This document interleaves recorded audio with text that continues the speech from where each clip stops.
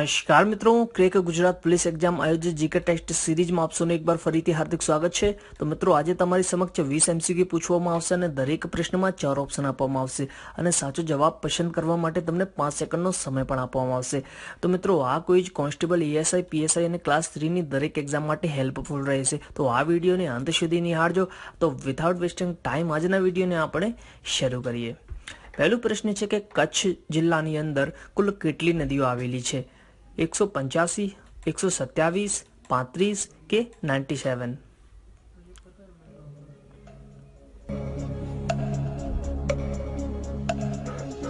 તો મિત્રો, આન્સરમાં આવશે ઓપ્શન ડી 97। 97 નદીઓ કચ્છ જિલ્લાની અંદર આવેલ છે। કચ્છ એ શુષ્ક નદી તંત્ર ધરાવે છે અને ગુજરાતમાં કુલ 185 નદીઓ આવેલી છે। કચ્છમાં કુલ 97 નદીઓ આવેલી છે। 185 માંથી 97 નદીઓ માત્ર ને માત્ર કચ્છમાં આવેલી છે। તો ગુજરાતમાં સૌથી વધુ નદીઓ ધરાવતો જિલ્લો કયો છે? તો પણ આન્સરમાં આવશે કચ્છ। અને ઉત્તર તરફ વહેતી નદીઓનું સમૂહ સમુદ્રને નથી મળતા અને કચ્છની મુખ્ય ભૂમિ વચ્ચે કચ્છના રણમાં જ સમાઈ જાય છે। એટલા ચોમાસા સિવાય આ નદીઓ સૂકી રહે છે। એટલે આ કયો તંત્ર ધરાવે છે? તો કચ્છ એ શુષ્ક નદી તંત્ર ધરાવે છે, કેમ કે ચોમાસા સિવાય આ નદીઓ સૂકી રહે છે। બીજો પ્રશ્ન છે કે ગુજરાતનું એકમાત્ર રેલવે સ્ટેશન જ્યાં મહિલાઓ કુલી તરીકે કામ કરે છે, વડોદરા, ભાવનગર, રાજકોટ કે અમદાવાદ?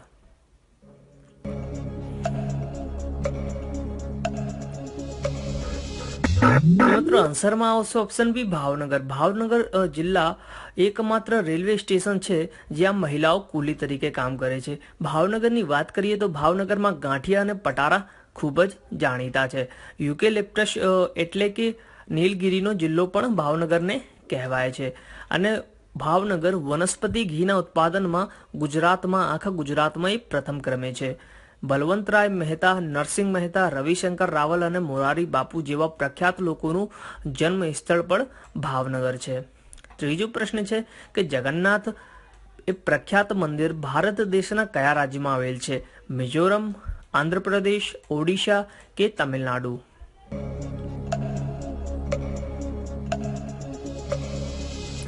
તો મિત્રો, આન્સરમાં આવશે ઓપ્શન સી ઓડિશા। ઓડિશાની અંદર જગન્નાથ પ્રખ્યાત મંદિર આવેલ છે અને ઓડિશાની વાત કરીએ તો ઓડિશાની કેપિટલ કઈ છે? તો ભુવનેશ્વર।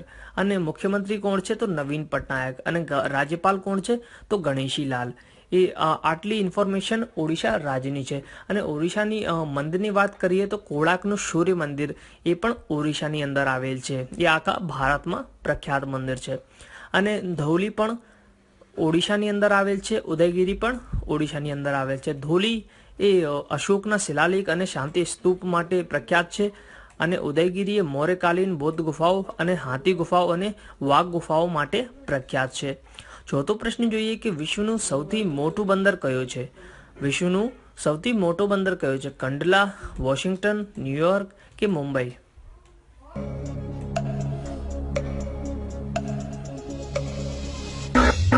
તો મિત્રો, આન્સરમાં આવશે ઓપ્શન સી ન્યુયોર્ક। ન્યુયોર્ક એ વિશ્વનું સૌથી મોટું બંદર છે। પાંચમો પ્રશ્ન છે કે નારાયણ ઘાટ એ પ્રખ્યાત સમાધિ સ્થળ એ કોનું છે? જગજીવન રામનું, શંકરદયાલ શર્માનું, જ્ઞાની જેલસિંહનું કે ગુલઝારીલાલ નંદાનું?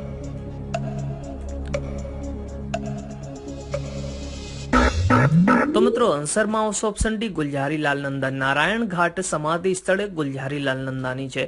ગુલઝારીલાલ નંદા એ જ્યારે જવાહરલાલ નહેરુનું નિધન થયું હતું ત્યારે કાર્યકારી પ્રધાનમંત્રી તરીકે તેમને નિમણૂક કરવામાં આવી હતી અને જ્યારે લાલ બહાદુર શાસ્ત્રીનું નિધન થયું હતું ત્યારે પણ ગુલઝારીલાલ નંદાને પ્રધાનમંત્રી બનાવવામાં આવ્યું હતું। છઠ્ઠમો પ્રશ્ન છે કે નોબેલ પુરસ્કાર એ ક્યારથી આપવાનું શરૂ થયું? 1913 થી 1799 થી સી 1899 કે ડી 1901?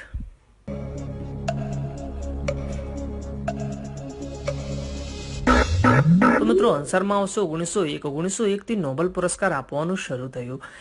એ ડાયનામાઇટની શોધ કોણે કરી હતી? તો આલ્ફ્રેડ નોબેલે। અને આલ્ફ્રેડ નોબેલની યાદમાં આ પુરસ્કાર આપવાનું શરૂ થયું। તેમની પુણ્યતિથિના નિમિત્તે એટલે કે 10 ડિસેમ્બરના રોજ આ નોબેલ પુરસ્કાર વિતરણ કરવામાં આવે છે અને નોબેલનું વસિયતનામા મુજબ તેમણે તેમની સમગ્ર મિલકત પુરસ્કાર પાછળ દાન કરી દીધી હતી। તેમની મિલકતમાંથી મળતા વ્યાજમાંથી મળતી રકમ પુરસ્કાર મેળવનારાઓને આપવામાં આવે છે. આ પુરસ્કાર દર વર્ષે આપવામાં આવે છે. 7મો પ્રશ્ન છે કે તક્ષશિલા યુનિવર્સિટીની સ્થાપના કોણે કરી હતી? કુમારગુપ્તે, જૈન સાધુએ, બૌદ્ધ સાધુએ કે ત્રણેય પૈકી એક પણ નહીં?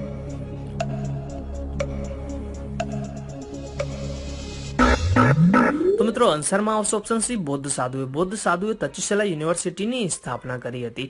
8મો પ્રશ્ન છે કે ભારતના રાષ્ટ્રીય ચિહ્નમાં નીચેનામાંથી કયા પ્રાણી દેખાતું નથી? એ સિંહ, બી સાંડ, સી ઘોડા કે ડી હિરણ?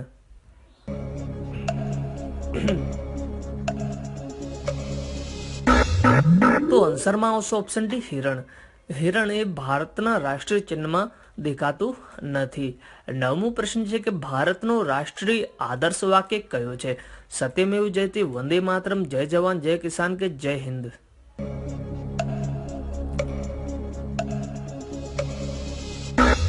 તો મિત્રો આન્સરમાં આવશે ઓપ્શન એ, સત્યમેવ જયતે. સત્યમેવ જયતે એ ભારતનું રાષ્ટ્રીય આદર્શ વાક્ય છે.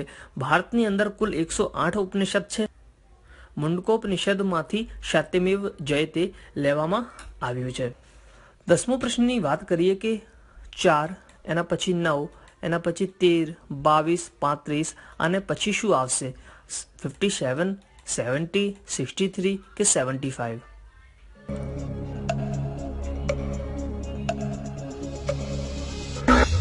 તો મિત્રો આન્સરમાં આવશે ઓપ્શન એ, 57.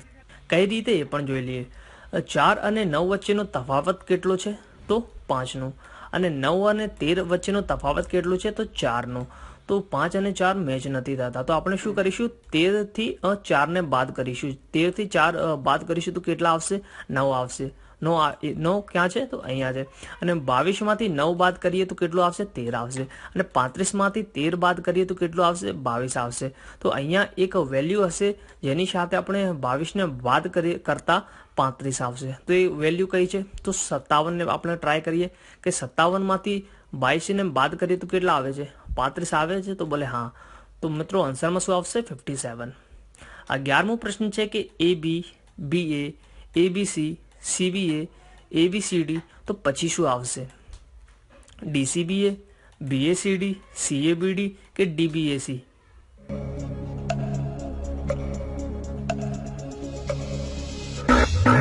તો મિત્રો આન્સરમાં આવશે ઓપ્શન એ, DCBA. કઈ રીતે?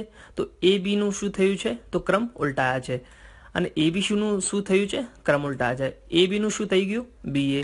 અને ABC નું શું થઈ ગયું? તો CBA. અને ABCD નું શું હશે? તો ABCD નું પણ ક્રમ ઉલટાશે. તો આન્સરમાં શું આવશે? DCBA. તો DCBA is the correct answer. તો 12મો પ્રશ્ન છે કે ડેન્ગ્યુ માટે એક કયો વાયરસ જવાબદાર છે? HIV, અર્બો વાયરસ, વેરોસિલા કે ડી રેબડો વાયરસ?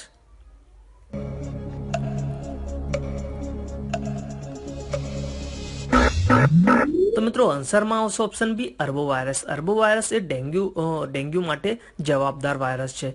13મો પ્રશ્ન છે કે આંબલીમાં કયો એસિડ જોવા મળે છે? Acetic acid, citric acid, tartaric acid કે બેન્ઝાઇક એસિડ?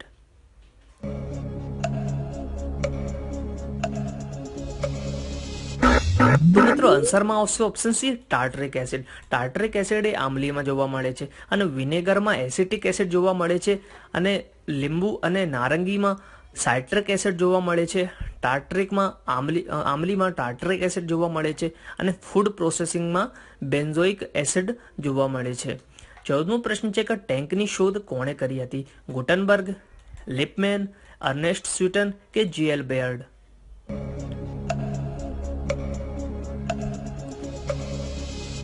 મિત્રો આન્સરમાં આવશે ઓપ્શન સી, અર્નેસ્ટ સ્યુટન. અર્નેસ્ટ સ્યુટને ટેન્કની શોધ કરી હતી. અને ગુટનબર્ગે એ પ્રિન્ટિંગ મશીનની શોધ કરી હતી.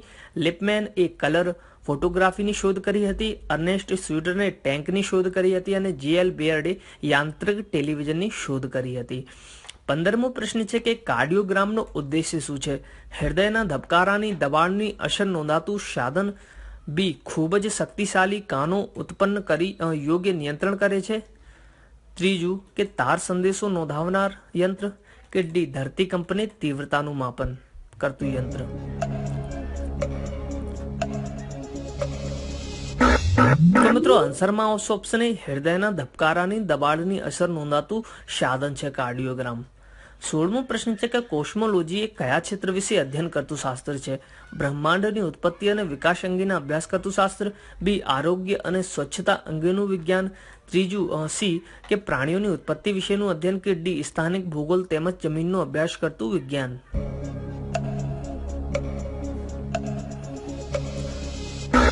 તો મિત્રો આન્સરમાં આવશે ઓપ્શન એ, બ્રહ્માંડની ઉત્પત્તિ અને વિકાસ અંગેના અભ્યાસ કરતું શાસ્ત્ર એટલે કોસ્મોલોજી. 17મો પ્રશ્ન છે કે તાજેતરમાં કયા રાજ્યની સરકારે જાતિ આધારિત વસાહતો એટલે કે કોલોનીનું નામ બદલવાનો નિર્ણય કર્યો છે? રાજસ્થાન, બી મહારાષ્ટ્ર, સી ગુજરાત, કે ડી કર્ણાટક.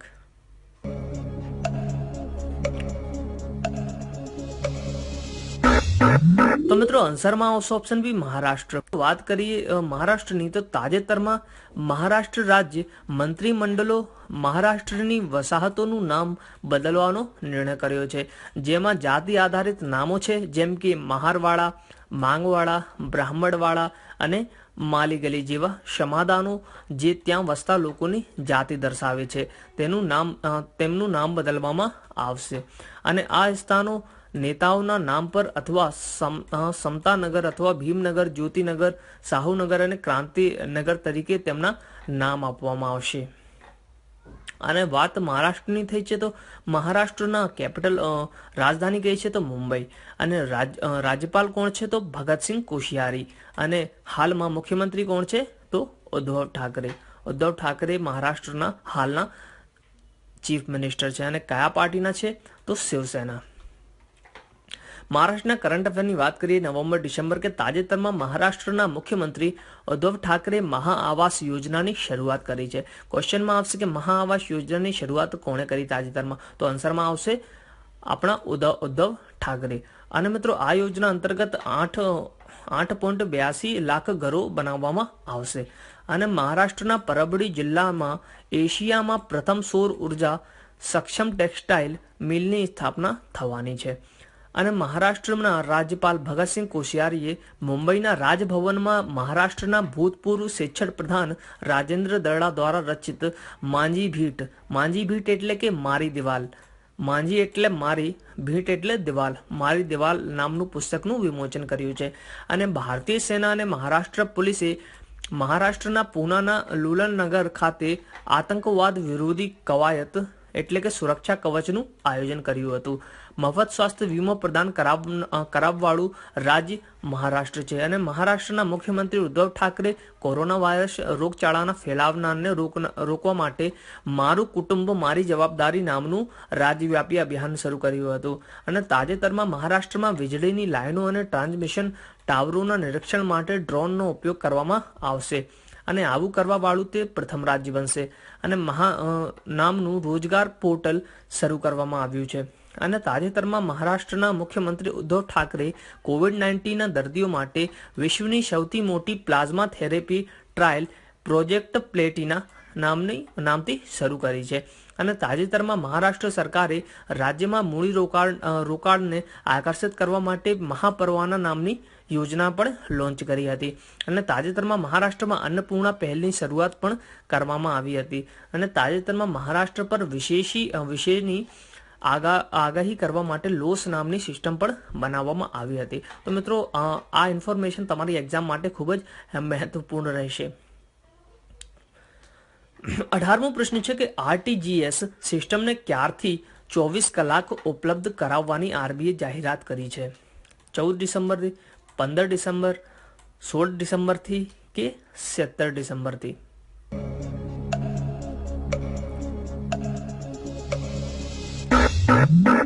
તો મિત્રો આન્સરમાં આવશે ઓપ્શન એ 14 ડિસેમ્બરથી. 14 ડિસેમ્બરથી આરટીજીએસ સિસ્ટમને 24 કલાક ઉપલબ્ધ કરાવવાની આરબીઆઈએ જાહેરાત કરી છે.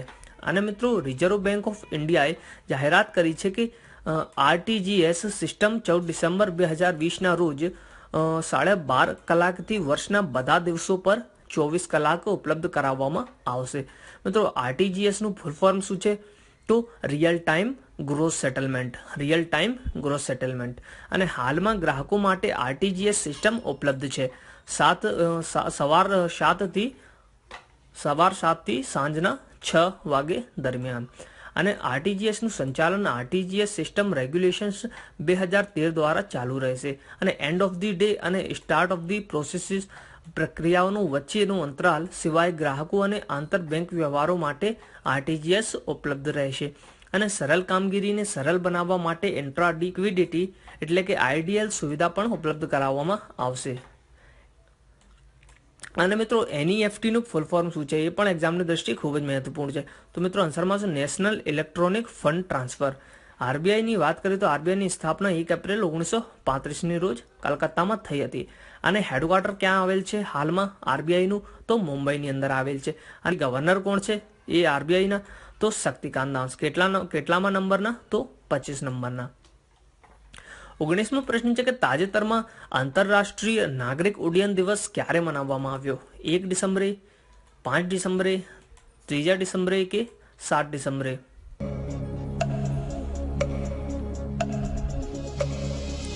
તો મિત્રો આન્સરમાં આવશે ઓપ્શન ડી 7 ડિસેમ્બરે. 7 ડિસેમ્બરના રોજ આંતરરાષ્ટ્રીય નાગરિક ઉડ્ડયન દિવસ મનાવવામાં આવ્યું છે. વિશ્વના સામાજિક અને આર્થિક વિકાસમાં ઉડ્ડયનના મહત્વને ઓળખવા માટે તે આંતરરાષ્ટ્રીય નાગરિક ઉડ્ડયન દિવસ દર વર્ષે 7 ડિસેમ્બરના રોજ ઉજવવામાં આવે છે. અને મિત્રો આંતરરાષ્ટ્રીય નાગરિક ઉડ્ડયન દિવસનો ઉદ્દેશ્ય રાજ્યોના સામાજિક અને આર્થિક વિકાસ માટે આંતરરાષ્ટ્રીય નાગરિક ઉડ્ડયનનો મહત્વ વિશે વિશ્વવ્યાપી જાગૃતતા પેદા કરવી અને તેને મજબૂત કરવો છે. અને મિત્રો હવેથી 2023 સુધી થીમ શું રહેશે? તો advancing innovation for global aviation development. અને મિત્રો ભારતમાં સશસ્ત્ર દળો ધ્વજ દિવસ ની ઉજવણી દેશના સલામત રાખવા માટે સરહદો પર લડનારા ભારતના સૈનિકો, નાવિક અને હવાઈ સૈનિકોના સન્માન માટે 1949થી વાર્ષિક 7 ડિસેમ્બરે ઉજવવામાં આવી રહ્યા છે. અને 7 ડિસેમ્બરે એટલે આર્મ્ડ ફોર્સ ફ્લેગ ડે. એ પણ તમે નોટ ડાઉન કરી લેજો. અને મિત્રો વાત થઈ છે દિવસની, તો દર વર્ષે 5 ડિસેમ્બરે વર્લ્ડ સોઇલ ડે ની ઉજવણી કરવામાં આવે છે. અને 4 ડિસેમ્બરના રોજ નૌકાદળ દિવસ મનાવવામાં આવે છે. અને દર વર્ષે 3 ડિસેમ્બરે રોજ વર્લ્ડ ડિસેબિલિટી ડે મનાવવામાં આવે છે. અને 2 ડિસેમ્બરે આંતરરાષ્ટ્રીય ગુલામી નાબૂદ દિવસ અને નેશનલ પોલ્યુશન કંટ્રોલ ડે અને કમ્પ્યુટર સાક્ષરતા દિવસ ઉજવવામાં આવે છે. અને 1 ડિસેમ્બરના રોજ વર્લ્ડ એડ્સ ડે પણ ઉજવવામાં આવે છે. અને 20મો પ્રશ્ન છે કે મિત્રો તાજેતરમાં ફાઇબર ઓપ્ટિકલના પિતાનું નિધન થયું છે. તેમનું નામ શું હતું? ગ્રેગ બાર્કલે, ઉદય શંકર, રણજીતસિંહ દિસાલે કે નરેન્દ્રસિંહ કાપડી?